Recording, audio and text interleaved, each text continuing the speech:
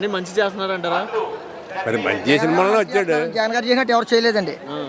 లేబర్కి బాగా చేస్తున్నాడండి అందరికన్నా. ఇప్పుడు ఇవాళ ప్రతి ఒక్కరు తింటున్నాడంటే ఈడే ఆఖరికి బ్యాంక్కి వెళ్తే లోన్ వస్తుంది. ఏమండి పెన్షన్కి ఎన్నాళ్ళు తిరిగివారండి పంచాయతీకి?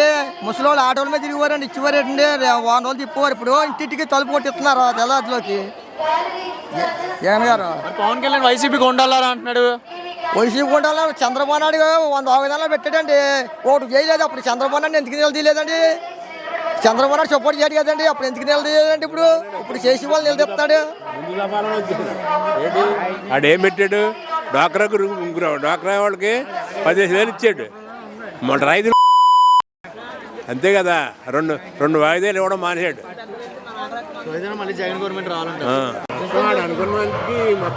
అనుకున్న అన్నిటికీ చాలా మట్టుకు అన్ని నెరవేర్చారు. ప్రస్తుతానికి బాగానే ఉంది. అదే మరి ఇప్పుడు చూస్తున్నట్లయితే చంద్రబాబు నాయుడు పవన్ కళ్యాణ్ పొత్తు పెట్టుకొని వస్తున్నారు. జగన్ ఓడిపోతారని అంటున్నారు. నిజంగానే పొత్తు పెట్టుకుని వస్తే ఇక్కడ ఎవరు మంచి పనులు చేశారో వాళ్ళకే పడితే మళ్ళీ 90% ఈయనే వస్తాడు. కాకినాడలో అభివృద్ధి గతంలోనే జరిగింది, టీడీపీ గాయంలోనే. జగన్ గవర్నమెంట్ వచ్చాక ఏం జరగలేదు అంటున్నారు. నిజంగా అలాగే జరిగిందంట. జగన్ గవర్నమెంట్లో జరిగిందండి. జగన్ గవర్నమెంట్లో జరిగింది, ఆయన గవర్నమెంట్ ఆయన మీద ఎక్కువ జరిగింది. ఒకరికొకరు అనుకోవడం కామనే.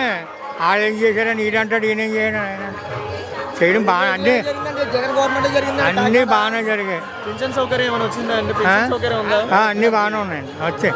అన్ని బాగానే ఉన్నాయి. అంటే ఇప్పుడు చూస్తున్నట్లయితే 3,000 ఇంచుమించులో 99% ఆయనే వస్తాడని మా నమ్మకం.